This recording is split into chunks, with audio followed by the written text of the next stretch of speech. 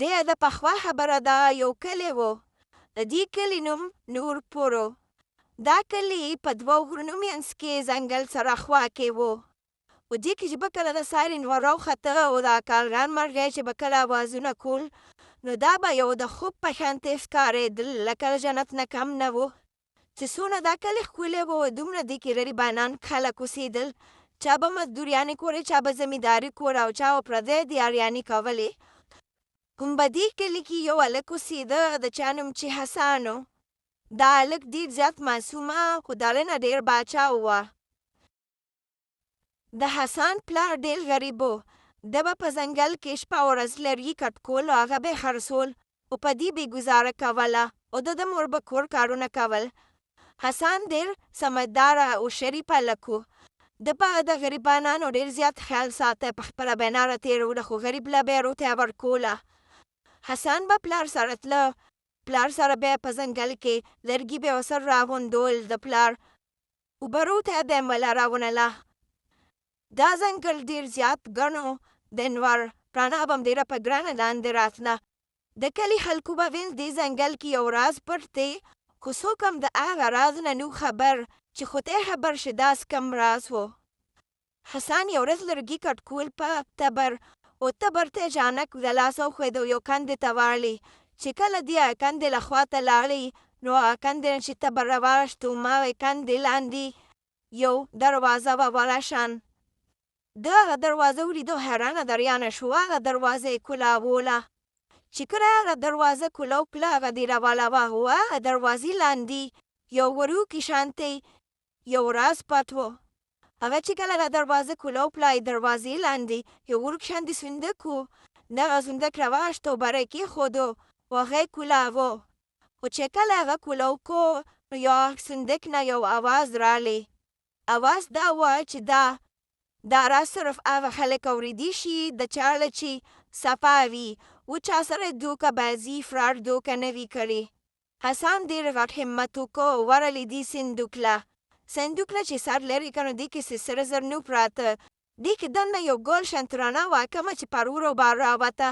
دا بار راووته او اچانک ډېره تیزه شوه، رڼا یې ډېره تیزه شوه او دا ځنګل کې اخوا دیخوا خوره شوه او هوا وچلېده او یو طوفان شانتې راغلی. حسن ډېر زیات ویرېده.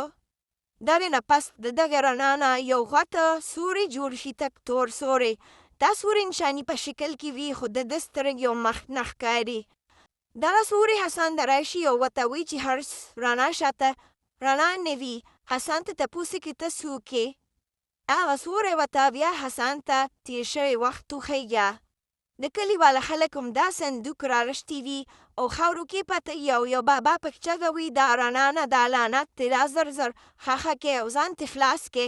حسن دا هر څه ویني په خپلو سترګو او هغه هم ډېر زیات ویریږي او بیا اچانک هغه واپس د خپل ځای له راشي ځنګل ته، ذهن یې واپس راشي او هغې سوري نه ډېر زیات سوري جوړ شي، تک تور او حسن ویریږي او هغه څونه چې یریږي دونه دغه سوري پې زیاتېږي او سوري ته د نخوا دیخوا تاویږي. سن پر ورو قدمونه شاته کېږدي او هغه سوري پې ډېر نور هم زیات راټیږي. هغې نه یو طرف ته رڼا روان وي او بل طرف ته پې دا را روان وي سوری.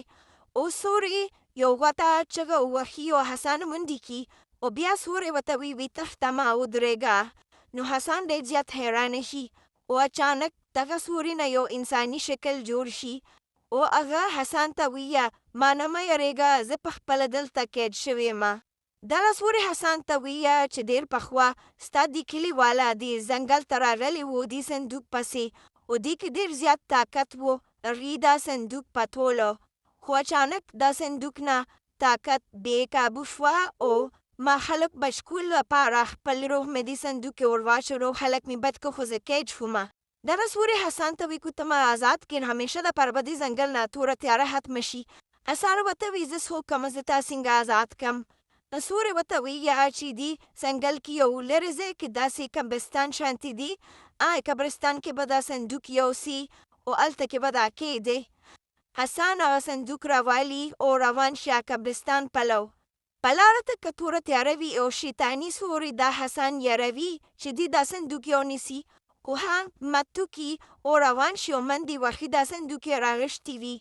په لاره چې کله قبرستان ته ورنږدې شي نو ډېر سوري پرې راوځي شیطاني او حسن چغه ووهي چې زه به دا بچکومه سوریه دا کوارټ ونم او یارې خو زه به شاته نه زمتي او هغه دغه صندوق قبرستان ته یوسي او هلته یې کېږدي.